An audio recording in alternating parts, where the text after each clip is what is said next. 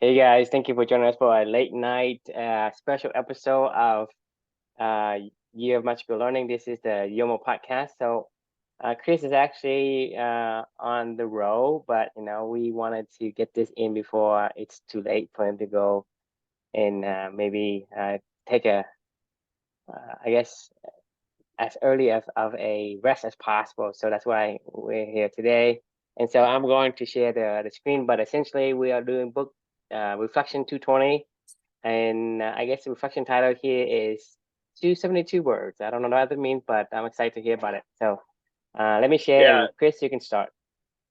yeah. It's the book is Lincoln at Gettysburg, and it's all about Lincoln around the time of Gettysburg and all that went into the political dynamics and the social and all the other dynamics and stuff like that that were going on during that time that went into his speech. Like I mean, I know you grew up in Vietnam, but I know you grew up in America too. But like, were you the Gettysburg Address something you learned when you were growing up? Yeah, I had a little in school. Yeah, right. I U.S. didn't know if you history. were. Yeah, exactly. So, we all know the Gettysburg Address, Right. and or at least I thought we did, right? So, the this book is all about like all that went into it, like why it even happened and what it was all about and what the speech was, why certain things in the speech were done the way that it was. Like, anyway, it was kind of interesting. Like the reason why I wanted to read this book was because I saw it and I was like, it's such a famous speech that you're like, we all know the Gettysburg Address, but none of us really know the Gettysburg Address. Really, I know we learned it in school, but I don't remember shit about it. I don't know about you, but like I don't remember anything from it. Me So I thought, neither. hey, why not? I just Yeah, I know was that that's an important turn of event in history where Lincoln is giving that address. But as far right. as what's in it, I didn't really wasn't curious enough to get into the gritty details of the words itself.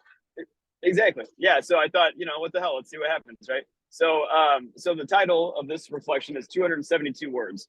So 272 words is all the Gettysburg Address was. Can you believe that? Like that's all that went into the Gettysburg Address. It was like 272 words. It blew me away when I heard that. As I was listening to the book and learning about it, I was like, holy shit! Like I figured, I looked it up. Like Dr. Martin Luther King Jr.'s speech, the "I Have a Dream" speech. Yeah, do you know how long that was? Not clue. It was 16 minutes long, right? And I'm like I mean, you get Lincoln lost had in the to. first like 10 seconds. Right, right. I mean, But say I have a dream, but that other than that, you remember the rest. Exactly. I mean, it's such a powerful speech, and I'm like, man, that was 1,600 words, and it was 16 minutes long. I figured the Gettysburg Address would at least have been like 10 minutes or something like that. I mean, this is like one of the most famous speeches that's ever been given in the United States history. And I was like, man, he did that in 272 words. Like this famous ass speech was just 272 words. So it made me start to think a little bit, about like something that Lincoln knew, that none of us knew, which is it's, words don't matter. It's what you say that really matters, is what this made me think about a lot. Like, we always go back to always be impeccable with your word, right? Exactly. I Everybody mean, the thing is, talks. the more words you have to spell it, that means we don't have a word that perfectly match what we intend to express. So that's why we make more words, make sure that hey, it's like this, but it's also like a little bit of that and a little bit of the other. So you kind of combine a bunch of words and kind of chops, its meaning apart to kind of form a new word.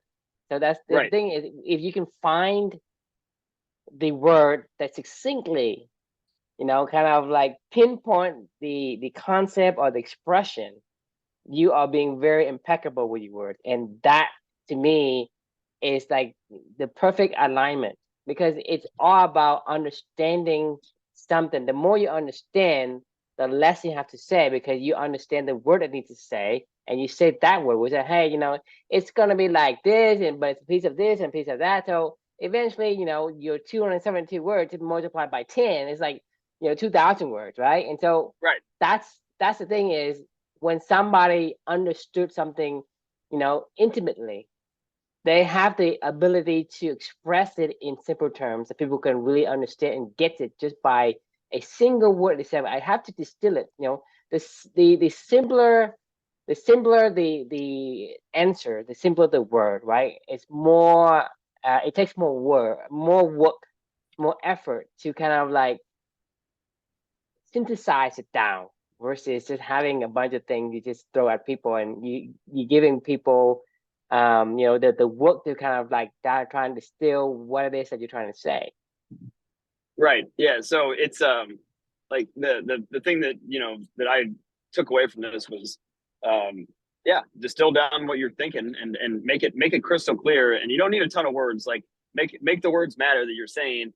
Number one, and then number two, it was ironic when I was reading this book. Part of the speech, part of those 272 words that he said was, people won't remember what we said here, but people will remember what they did here, on the battlefield, right? And I find that like kind of ironic because like people remember what he said there, like when you make your words matter and you make them, clear and concise, like you end up with a speech that's, an impeccably worded speech that's remembered throughout history, and it's only 272 words. So this reflection is actually pretty special for me because like I took that lesson to heart.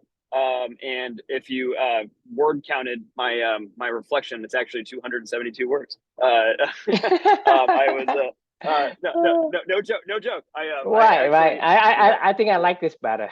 yeah.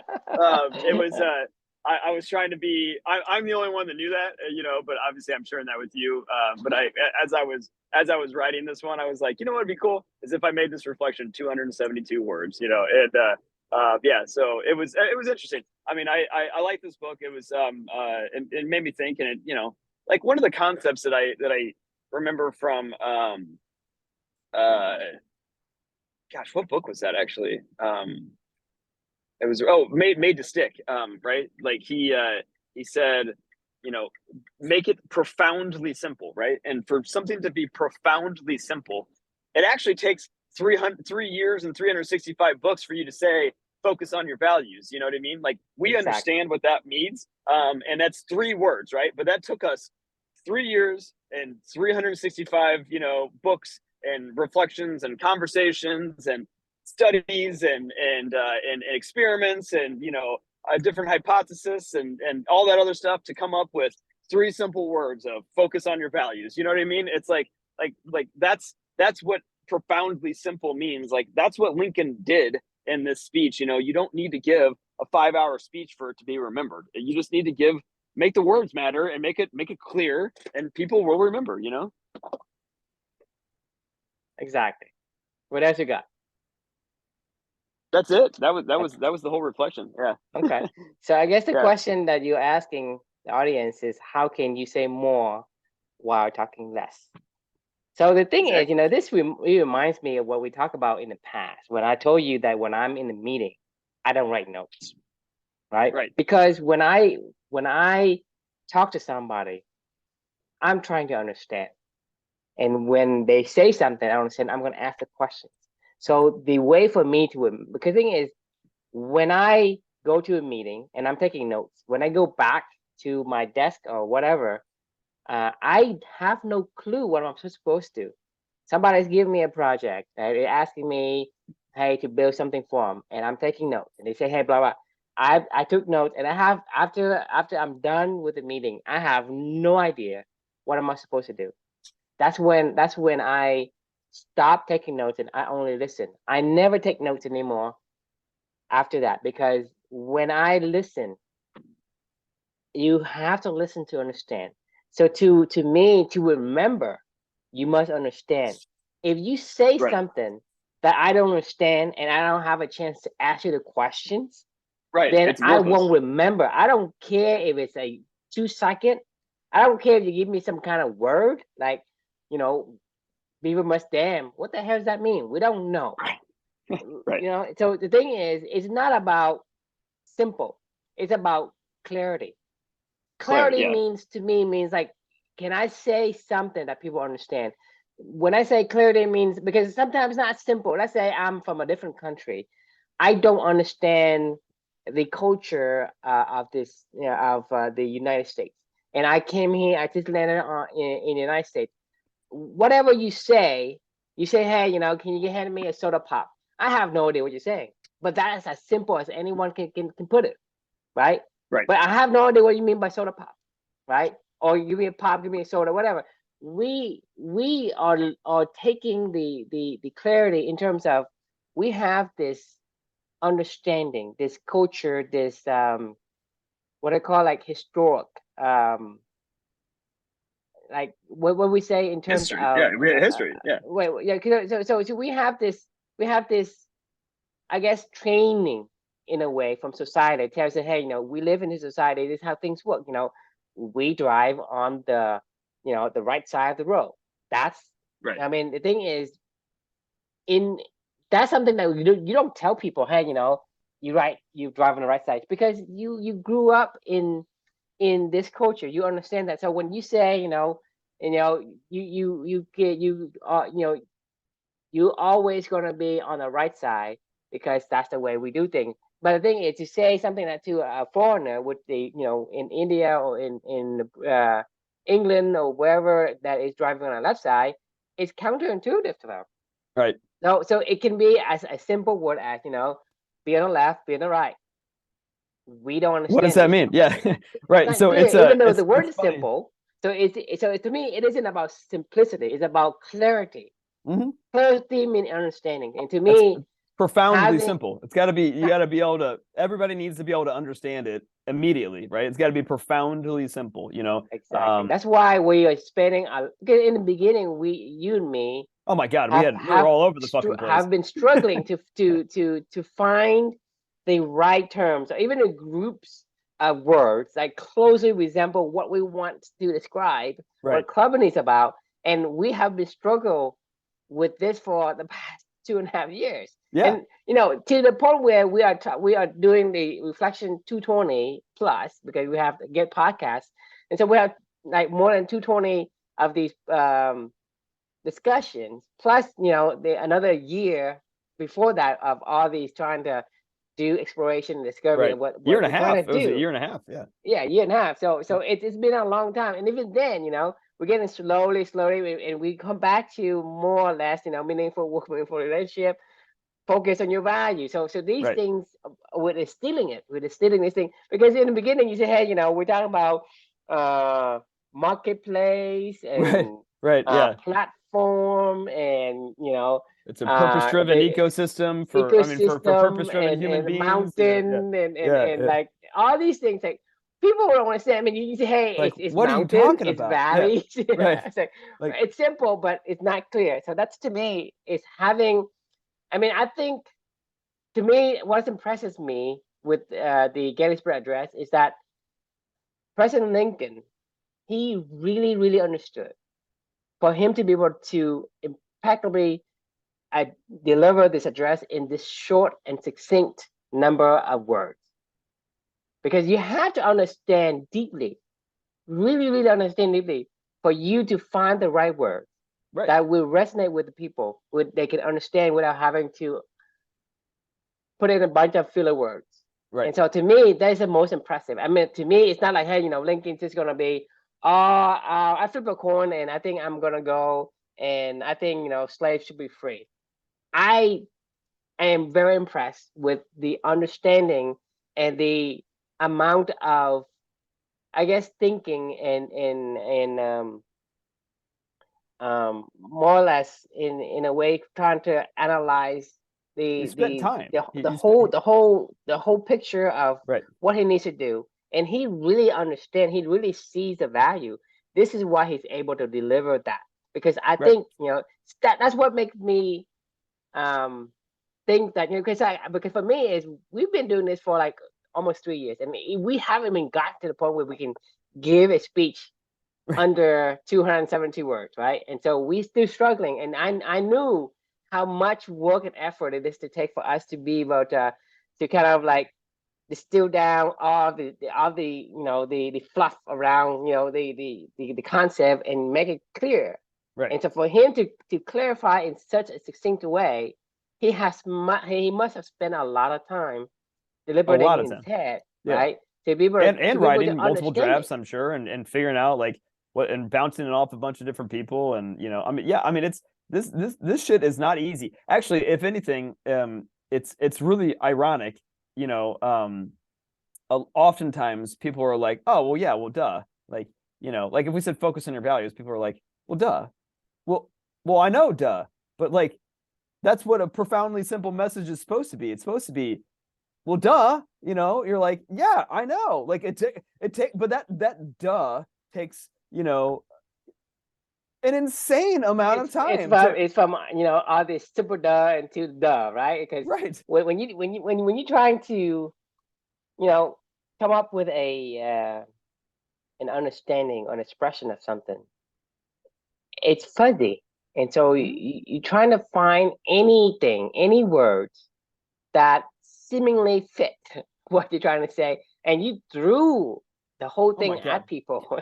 Can you remember like back to like when Luca was still in the NICU and we're having conversations with me down in the lobby, Hmm. the NICU, and we're like, no, that's clubbing. No, that's what it is. No, Yeah. this is what, like, I mean, we were like, it literally took us hours of conversations to say like what we kind of thought it was, we kind of knew what we wanted to do, but we could feel it, but we couldn't express it, like we could not relay that message from our heads to somebody else. You remember when Kyle Lacey, you remember that guy Kyle Lacey Hmm. that was Hmm. the Lesson Lee CMO?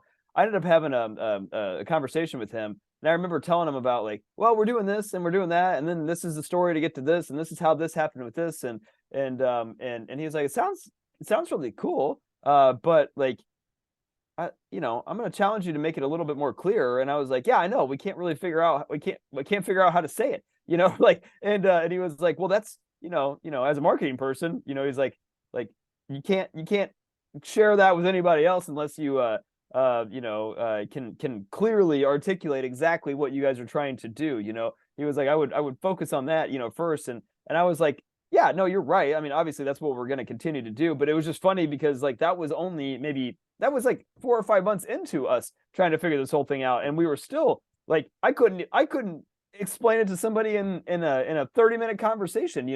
Like I had to give them the whole fucking story, all the context, all the things that were going on, all the stuff that we were doing, the core values quest, what you and I, how we met, what we were trying to focus on. I had to give it everything to say like, and that is Clubany, and they're like, oh, okay.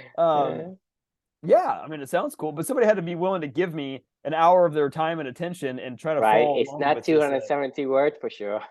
Right, exactly.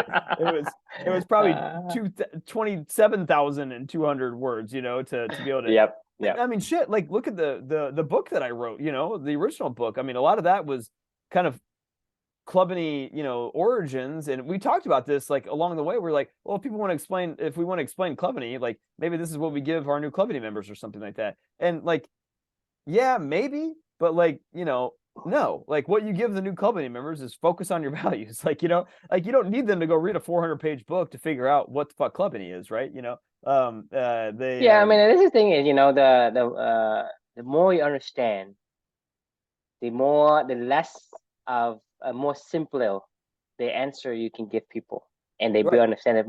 You know, in a way, the less you tell, the more they understand. The right. more you tell, the more confusing they get.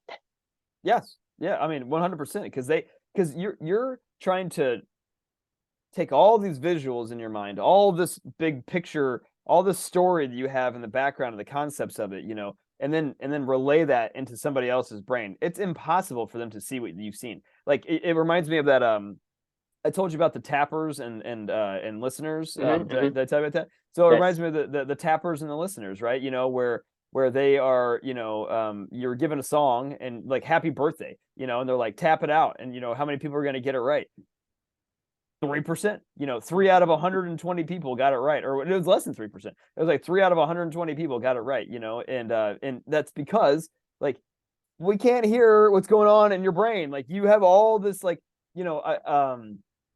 I was on a run this morning, like just like normal or whatever, and my book finished like about mid run, right? So I had like 20 minutes, and that I was still running, and I didn't want to like pull my phone out and like download another book and or play Spotify. I was like, you know what, Amelia, you and I can just like spend this quiet time running and it'll be fun, or whatever. So I'm running back, and I get to our street, for like the kind of the final home stretch, and I decided to try to do a sprint on the way down our street, and I was imagining myself with Amelia pushing a cart, and we were just trying to go as fast as we could, and she was having a lot of fun, and as we got closer and closer to my house, you start to go down this little tiny decline. My house kind of sits on the middle of a hill that's going this way, and so the road, we're picking up speed, and immediately I saw this visual in my mind of just how far Amelia and I have come since her accident,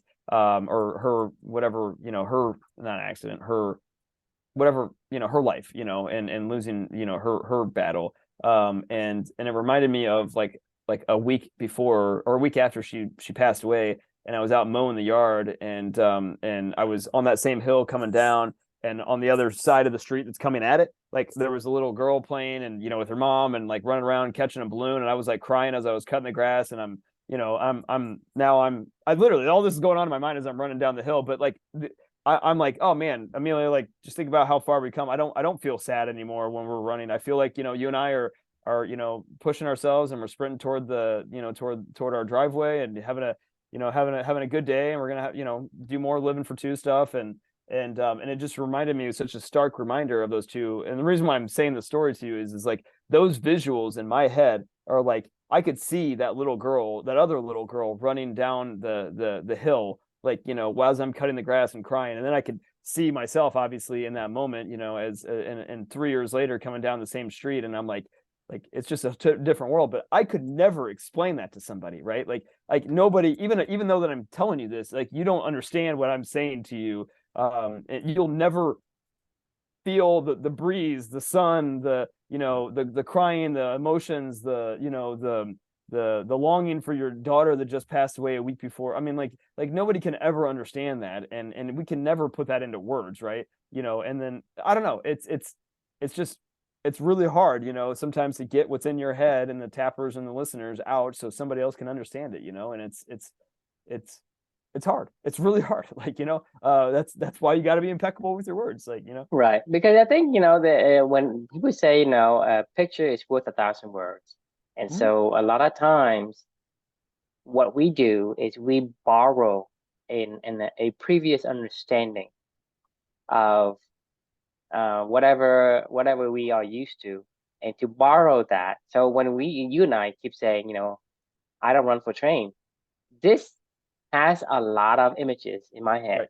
Yeah. And that's like 10,000 words, 20,000 words, even 100,000 words in there, just because it's a whole book. It's a whole damn book. Yeah, exactly. Yeah. And so I think and this is what we're doing. This is why, for me, like you and I keep saying the same thing to each other. Say, I don't run for train. You shouldn't really run from the train. So this is profoundly, in less than 2 seconds, I'm able to give you a context of what I'm trying to express.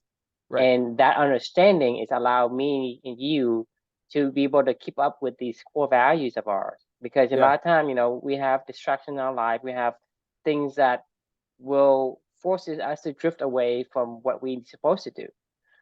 Because we don't live alone, so everything you have around you is gonna have a pull on you, some sort of influence. But having the ability to say people must stand, a writer must write, a painter must paint, right? Right. This kind of truism, or whatever you call it, it's a bumper sticker saying these things.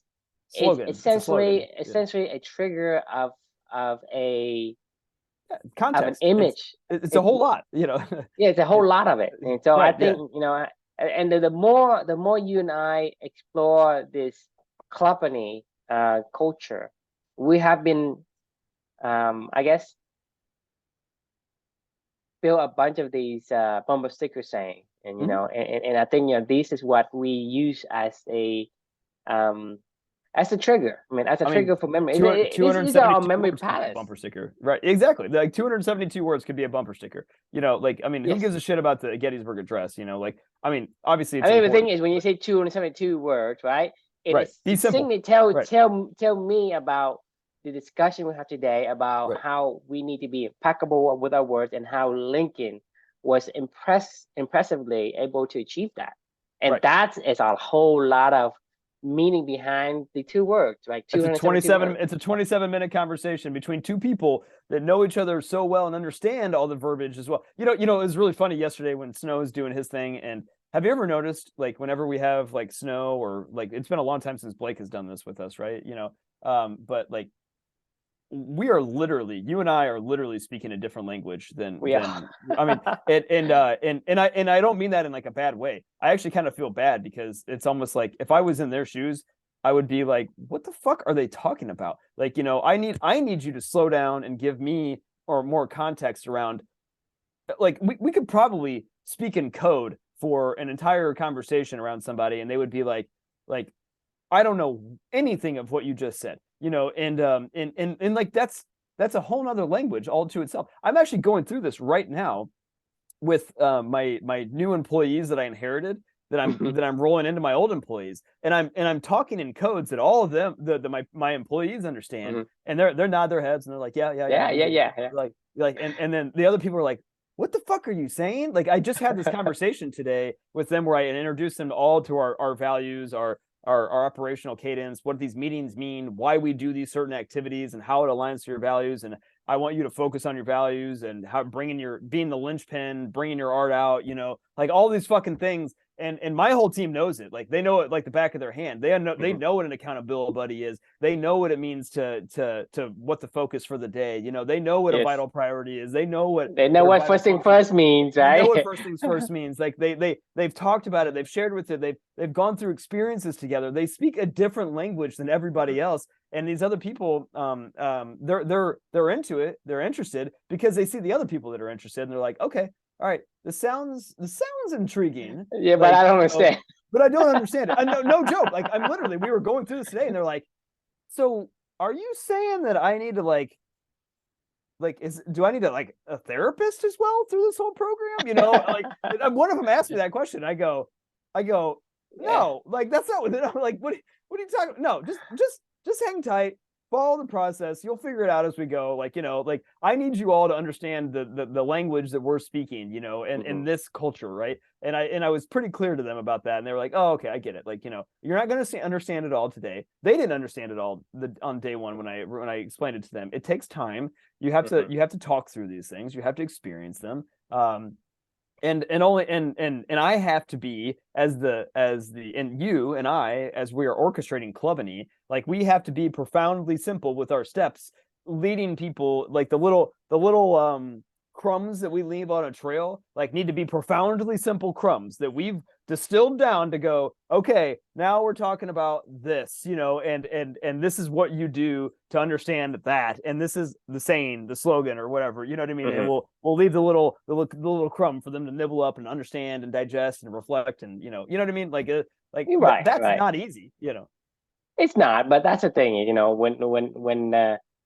when we are building something that no one's doing, it's hard to borrow somebody. That's why for me is I mean, instead of telling you, put first things first, you know, doing the emotional bank account and all these things, the ability to do all these things. I say, well, I'm gonna borrow, you know, Dr. Stephen Covey's book. Say, hey, I'm borrowing his ability to explain and say, hey, you know, this is what I want you to do. Right.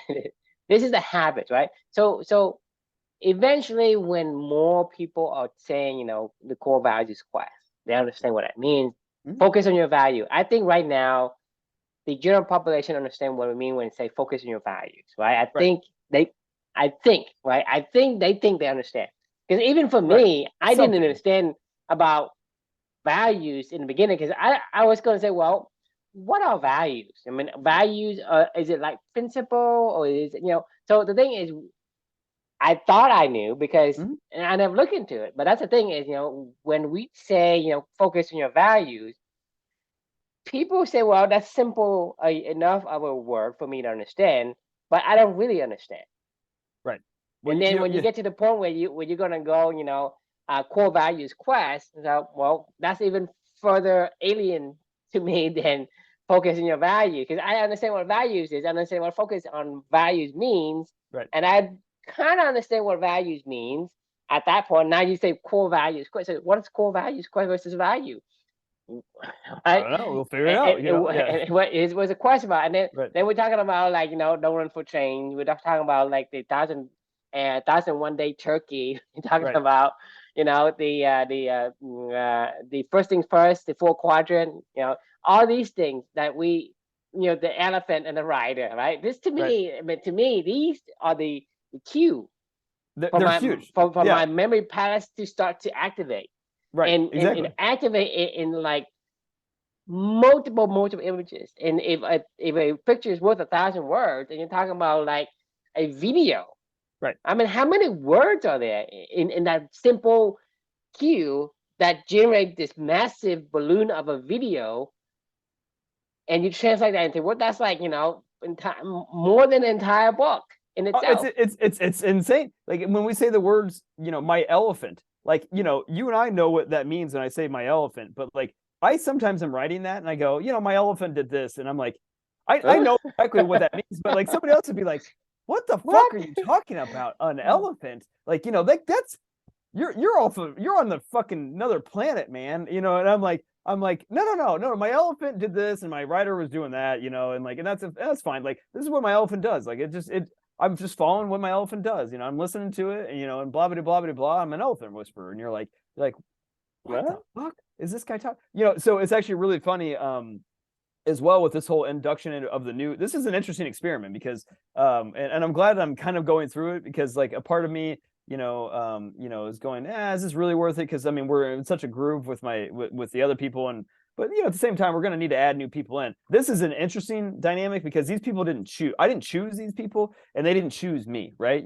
So or Clubany or what, you know what I mean? Like like they didn't choose this idea, right? So they're just being thrown into it, and we're like, can we help them to speak in the same language? What was a really interesting dynamic is it was a lot easier for me to quote unquote sell this, because all of my previous team was there for this conversation today, and they just were, and I'm like, you all know, are you guys, is this valuable for you guys? Is this something that you would recommend doing? They're like, yep. And they're okay, all right. Like, there's immediate trust and credibility, right? Right, like right. It doesn't. I don't need to do anything. I don't need to sell it. Like, I just go, hey guys, this is what this is. Hey guys, has this been valuable for you? Yes. Okay. All right. Everybody, the other people go, oh, okay. Well, if they think that it's okay, then I'll think that it's okay.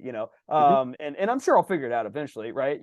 So Right. It was an interesting, really dynamic of that kind of conversation today, because that's why I invited my old team there to introduce this to the new team, because I was like, it'll be a lot easier for me to explain this. And it was a lot easier for me to explain it this time around. I was able to do it in 45 minutes. I feel like they were able to explain it all. And I had it all written down for them, very crystal clear, what the expectations are. And then there was people that were backing this stuff up, of like, yep, I can testify, like, this is what happens. Like, just keep following along. Like, so it was interesting. You got social proof behind you. Right, exactly. Like it was proof. It was like, whatever. So no joke. Like, if we ever do get Clubany started, like multiple of them have been like, there's been I think there's 3 of them so far out of my original 8 employees that I've told the pulled back the Wizard of Oz curtain a little bit, on what we've been doing, and because they've been curious, they've been asking more and more questions.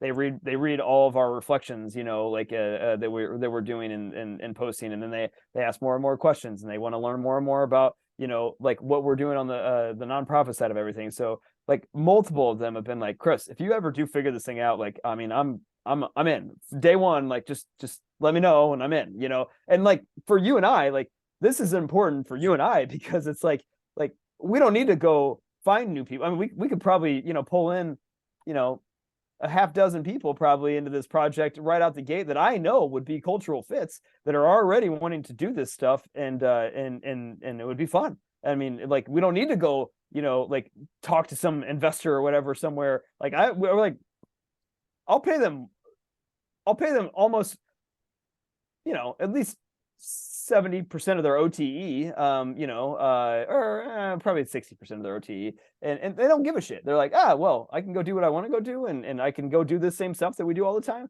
Like, this is what I care about anyway. Like, this is what I'm having fun doing about this job. Like, I don't fucking care about the job. Like, I mean, multiple of them would be like, I don't care about this job. I only care about this team and doing what we're doing every single day. And I'll keep fighting for the stuff that we have to do for the job. But like, if I could do that, like, I want to do that, like, and I'm like, yeah, like, we're in, man. Like, I mean, this has been such a huge success. I'm so happy about like how they're taking to this. And it makes me feel really proud that you and I could distill down all of our conversations into 272 words, if you will, quote unquote, that they can understand, follow along, and, and see for themselves, Mm-hmm.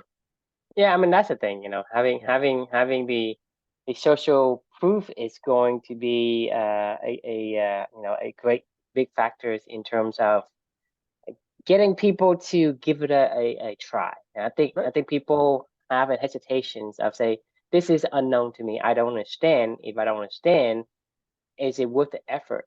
But having somebody say, hey, this is worth the effort. And I think, even for us in the beginning, we don't understand it as well. We just knew that there got to be a better way than the way that we're doing it. I mean, at least for me anyway. I mean, I know that what I'm doing,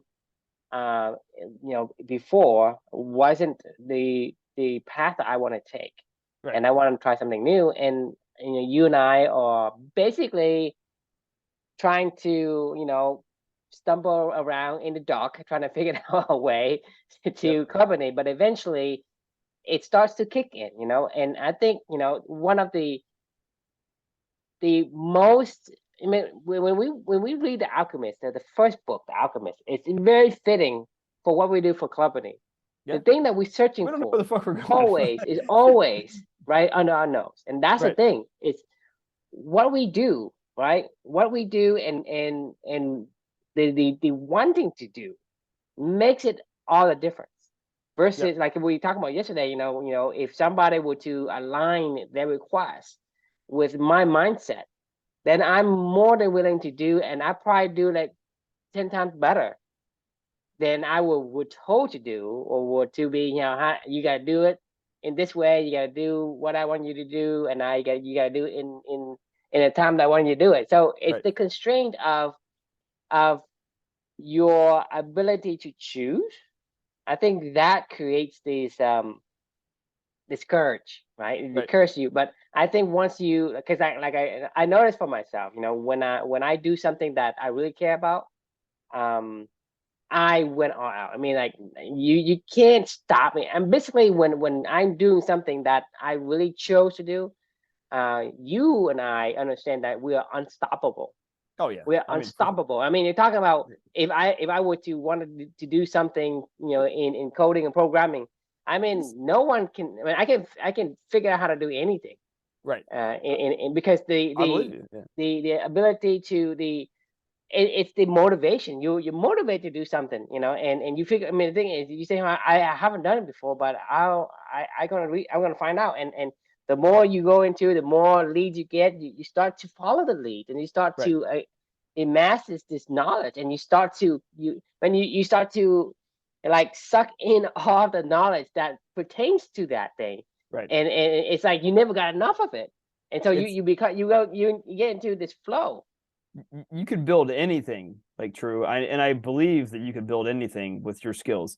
But the problem is, I could sell anything. I believe that I can sell anything with my skills. But the problem is what do you want to build, and what do I want to sell? Like, so there's multiple times recently where I've been like, that'd be an interesting product to go sell. And I'm like, and then I don't know. I feel like I just get mentally transported into the future where I'm working at this company. I'm like, why am I working at this company? Like, what the fuck why would I ever agree to this job? Even though it seems, this happens all the time where, I mean, I literally shut things down.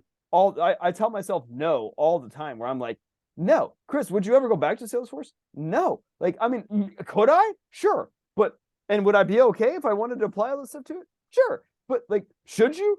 No. Like, why would you go back there? Like, there is like, if anything, I need to get going further and further toward what we're doing, because that's what brings me, that's what I want to do. Like, that is how we're going to figure this thing out. And every step that I take in a different direction, like I go, well, that doesn't get me toward this, and yeah, I could do that, but I don't want to do that. Like, if you asked me to go sell for your guys' nail salon thing or whatever, I'd be like, I don't want to do that. Like, like I mean, could. it's the same I thing don't we want talked to. about the other day. If I want to learn to play tennis and I want you to teach me something, I want you to teach me your best skills, right? Not the second best, right? Not the third best, not the last, right? Not the worst. Agreed. Yeah. Because so the same concept applies. You say, well, there's this idea and there's the other idea. Which one I want to do? Do I want to do the one that's I can do it?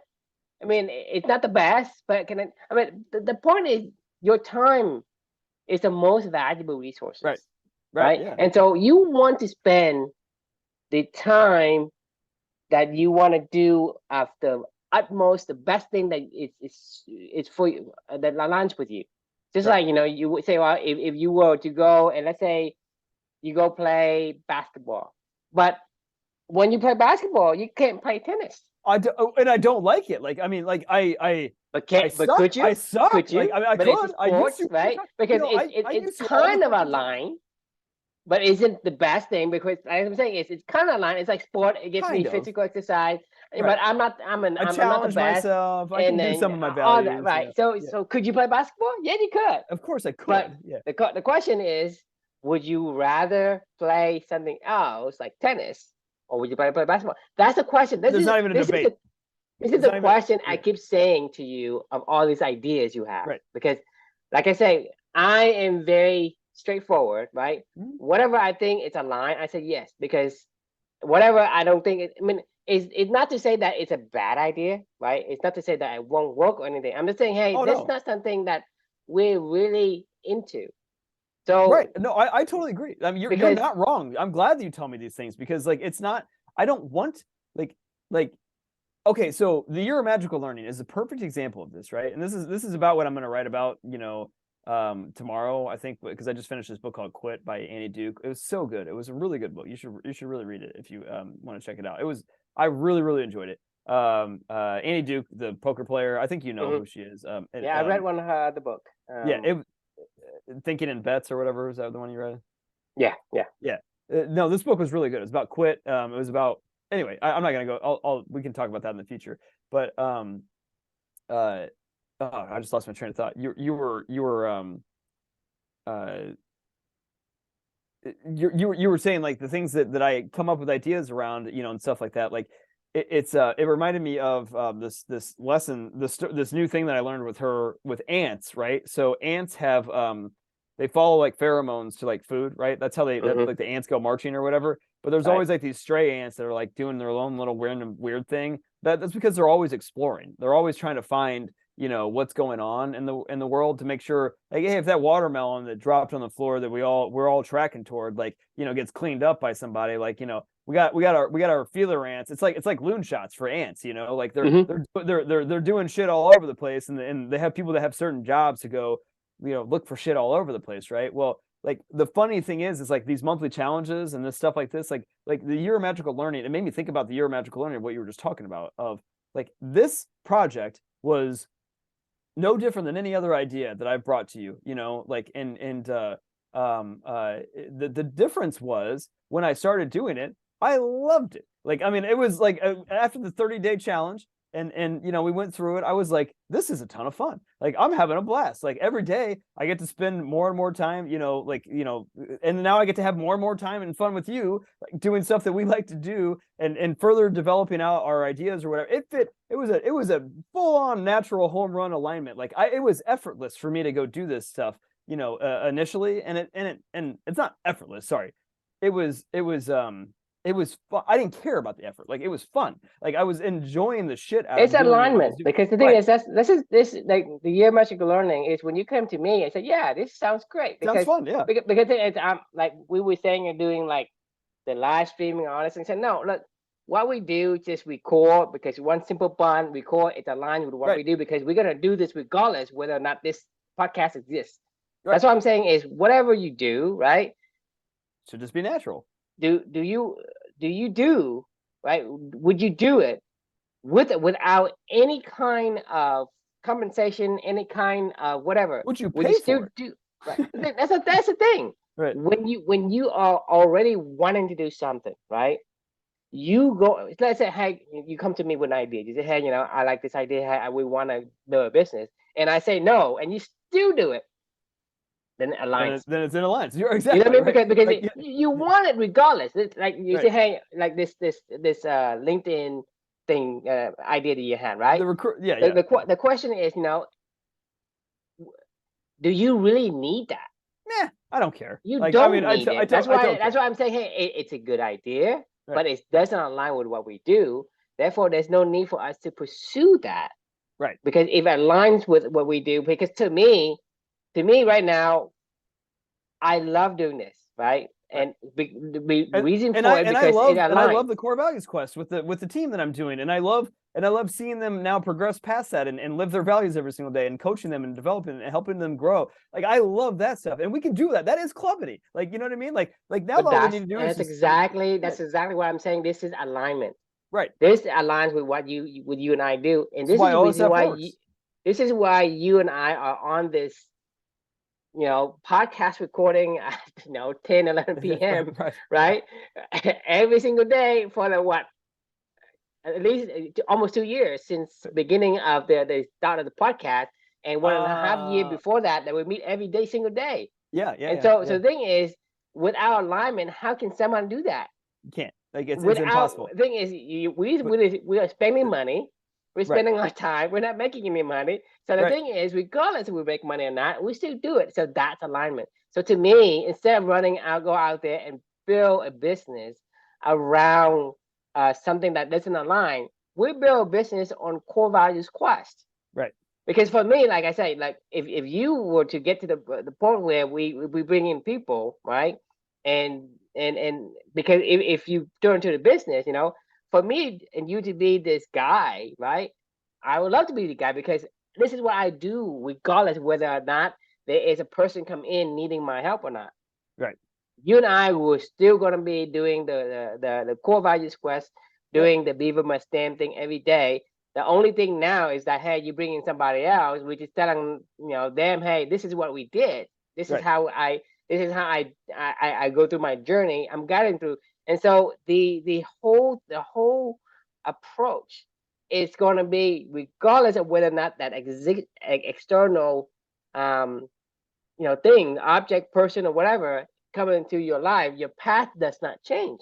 Exactly. Yeah. It does not change. It's not even that the path hasn't changed. It's the path just gets clearer and clearer as you go, right? It's better. It's a force multiplier. It multiplies because the thing is, when I get to advise somebody, when I get to teach somebody, I actually understand more.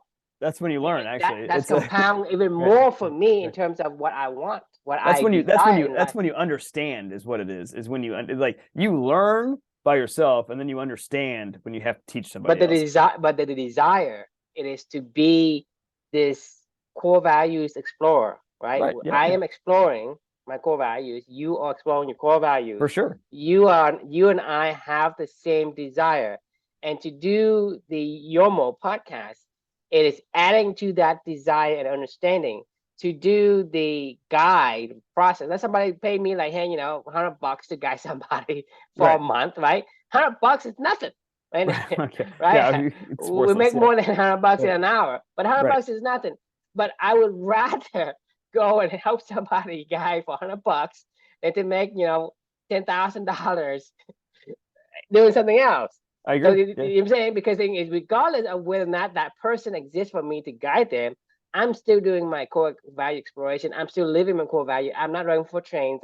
I am doing the first things first. I'm taking care of myself. I am living the life that I think I'm most fitted to live, right? Whether or not it's like, hey, because the thing is, you have to understand, I have been able to filter out a lot of things that doesn't align with me right away. Right. It doesn't get into my head anymore. It's like eating, right? When you eat something, you knew what is good for you and what isn't good for you, what's junk food, what's poison for you. So for me, information as well. When people say something that is completely like it's like on the opposite spectrum of my core value, I just know basically I just filter it out completely. It Yeah, doesn't affect me anymore. I mean, you go on the news, whatever, these people, blah, blah. right. It's like, I don't care. I mean, you can go and say, hi, you need a rice grind and repeat it, and you need to be a man and take the pain and whatever. I say, bullshit, you do whatever you want. I ain't part of this, persuasions of whatever. Right. I'm able to figure it out. And because the thing is, like I said, there's no right way or wrong way to live your life, right? What's right for you could be wrong for me. What's right for me, right, could be wrong for you. And so once you understand, for me, like I have a different desire, different wants in life, right? Versus some other people. Some people say, hey, I want to be the best basketball player. I want to be the best whatever. I want to be the best business person. I want to be like Elon Musk. I'm going to devote. And that's fine. That's you.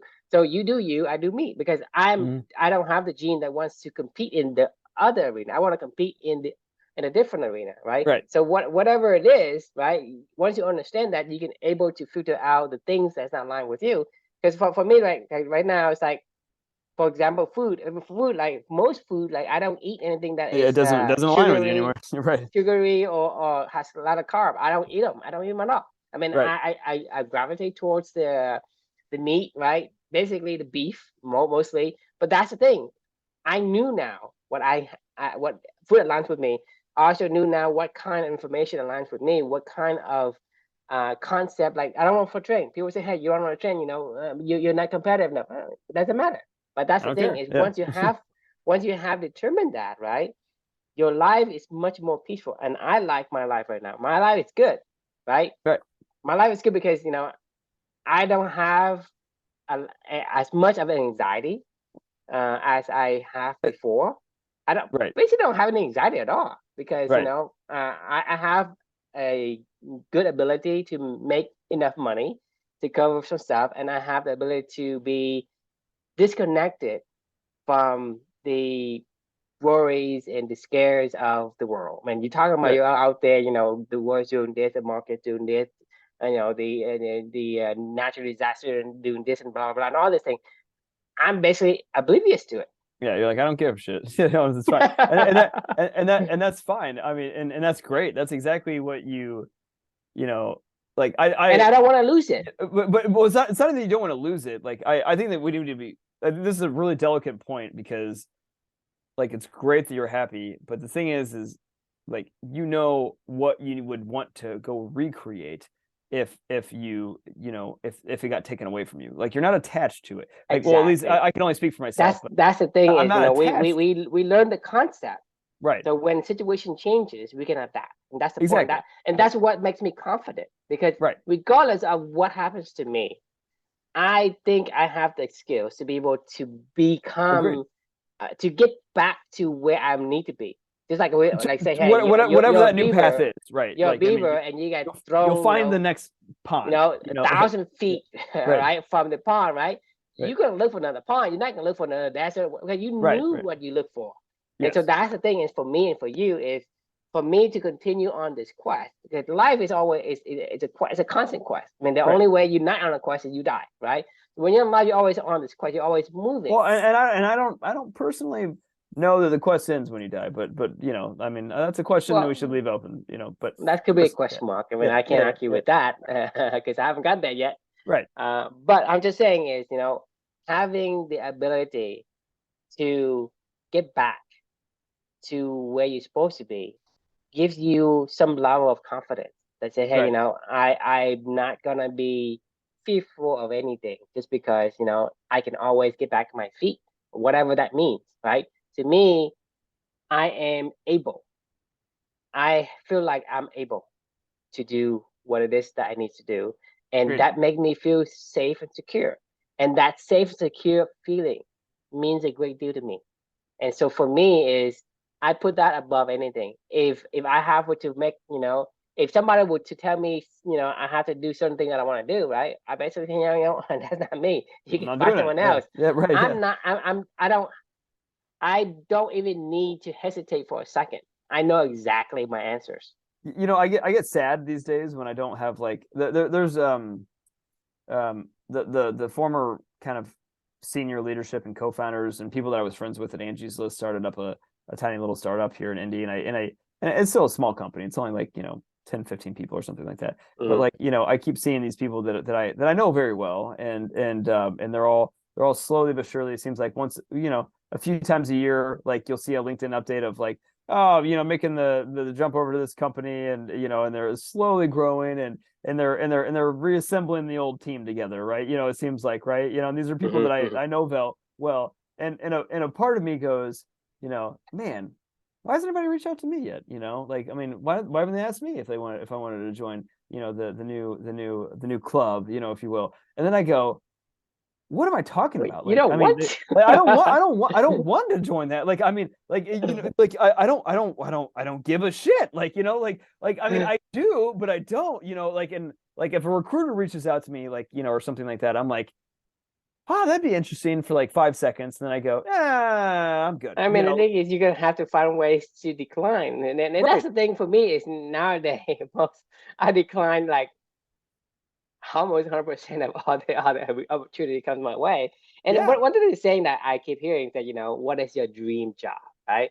And the answer is that, I don't dream of working. Right. That's true. I Right. don't ever dream of working. And so Right. that's the thing is that sticks in my mind. It's like, I don't ever dream of working. So working, keep me out. Just give me the ability to do what I want to do. And Yeah. sometimes, Go play. Yeah. yeah, I just want to go play. Right. Yeah, And I agree. play, this is play. This is going on here and just shoot the breeze and just talk about whatever, what 272. I have no idea what 272 means until Right. today, but it's a great conversation. I Yeah, it mean, is. it aligns with what I want, and it's also aligned with what you want, and that makes it interesting. And because you and I have this, I get this special vocabulary that we have been Right. able to Uh, acquire.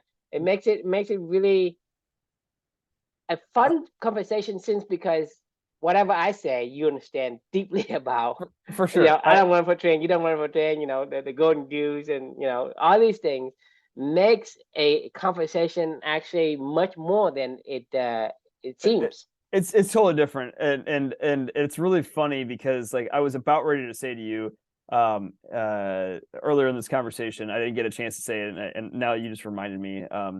Uh we're kind of married, at this point in time, right? Like this is kind of what marriage looks like, in a weird way. I'm not saying like, we're actually married. Like I'm talking about like you and your wife, you have your own separate language, you and your kids, you have your own language, right? Like I can't recreate the past 15 years that my wife and I have experienced together. Like when we say, oh, remember Florence, and blah, blah, blah, like she knows, like, I couldn't It's a tell. trigger word, right? Right, It's a right, trigger word that you have a special memories or pictures or image of right. that, and that triggers a whole thing to come to surface in your brain, and Exactly. that's thousands and thousands of words. Exactly. And those are good experiences, things that we want to continue to anchor on, to understand, like how did we the path that we got to getting to where we got to today, of dating for 15 years, married for 10, having 2 kids, and all the other crap that we've gone through in life, like and that journey together. Like there's nobody else that I would, I mean, I never know what the future is going to hold, but right, like I will never recreate that in my life again. You know what I mean? Like there's no fucking way possible that I could recreate what my wife and I, the connection and the language that her and I can speak together. Like that is so much work that's been put into that. There's so much time, so many conversations, so many experiences, so many things that we've done together that only we could understand. Right. And once that's gone, and that sucks, right? And I don't want to lose that, because like it's really hard to figure that out, right? I couldn't bring in another wife, right now, like, you know, be our third wife or something like that, or another husband, I guess, you know, for my wife. I mean, just to be fair, I guess, you know, where she knows how she operates and what she does and how her life is, you know, it takes so much fucking time. That's why people hate getting divorced. It's why they hate having to, you know, go figure out the stuff going forward. Like, I mean, I can't ever predict how our lives will turn out, but like the what you and I have already unearthed together and gone through together, like I mean, we can't even bring a random person into the conversation anymore where they're going to be like, they lost. Yeah, they're lost. I mean, they're like, what the fuck are They're you an talking outsider. about? Like right, you're like, and no different than if a random person popped into your family's life, they'd be like, I don't know what the fuck these people are doing. You know, I don't know why they do what they do, or, you know, whatever. And hopefully you strategically have figured that all out. But like, you know, even if you haven't, like you just do stuff that you do, and it develops over time. Anyway, I have to go to bed because it's officially 11 o'clock, and I want to go to bed. And Yeah. I'm tired, and I just got back from a tennis match. So, but that was a fun conversation as always, and I'm glad we were able to, you know, find time as always. You know, because you find time for shit that matters, right? This is the thing you want to do. Right, exactly. Yeah, I mean, I was talking to you while I was driving in a car on an interstate, you know, with cars weaving in and around me, and I'm like, that probably isn't a good thing. That might be an addiction, True. You know, it is an addiction, dude. I told you, I don't run for train. You shouldn't run on train either. I can wait. It'll take you another 15 minutes to get home, and I can wait. And like I said, I was like, I want it's to. always up to you. Yeah. I was excited to talk about it. I just read my reflection in the parking lot before leaving the tennis match, and I was ready to go. Like, let's do this. Awesome. All right, that was fun question, or fun conversation, and looking forward to talking tomorrow as always. Let me stop sharing and